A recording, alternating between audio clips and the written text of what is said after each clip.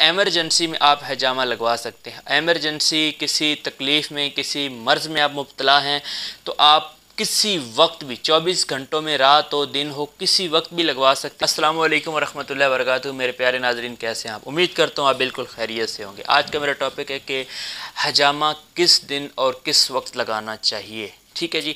हजामा के लिए सबसे अच्छी तारीख़ तो वो है जो रसूलुल्लाह सल्लल्लाहु अलैहि वसल्लम की मुबारक ज़ुबान से निकली। आप सल्लल्लाहु अलैहि वसल्लम ने फरमाया कि जब तुम हजामा लगवाना चाहो तो इंतज़ार करो चाँद की 17, 19 और 21, क्योंकि इस दिन में अल्लाह तबारक व तआला ने शिफा रखी है। ये मैंने हदीस का मफ़हूम अर्ज़ कर दिया है। मिशकात में ये हदीस मौजूद है, तिरमिज़ी में और दूसरी कुतुब में भी है।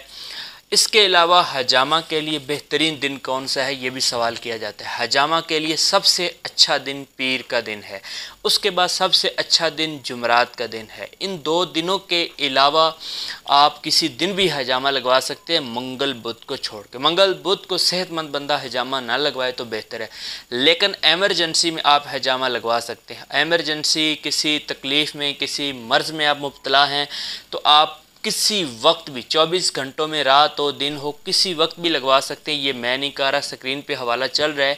ये तिब्बे नबवी सल्लल्लाहु अलैहि वसल्लम किताब है अल्लामा इब्ने क़य्यिम रहमतुल्लाह अलैह की, उसका ही हवाला है। इसमें शेख लिखते हैं कि ये हजामत यानी हजामा ना इब्तदा में हो ना नहायत माह में।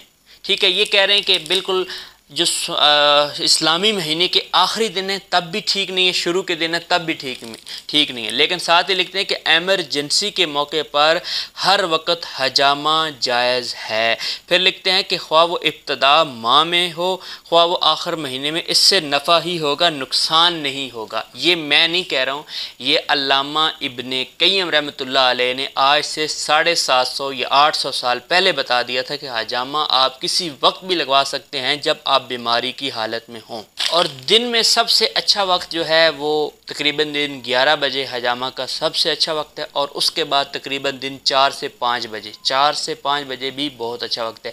ये भी मैंने ख़ुद से नहीं कहा, बल्कि ये भी अल्लामा इब्ने क़य्यिम रहमतुल्लाह अलैह ने, जहाँ पे मैंने आपको पहले हवाला दिया है उसी जगह पे ज़िक्र किया है।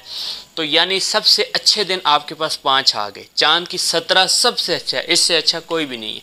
फिर चाँद की 17 के बाद 19 सबसे अच्छा दिन है। फिर चाँद की 21 तारीख सबसे अच्छा दिन है। फिर उसके बाद पीर अच्छा दिन है। फिर जुमरात अच्छा दिन है।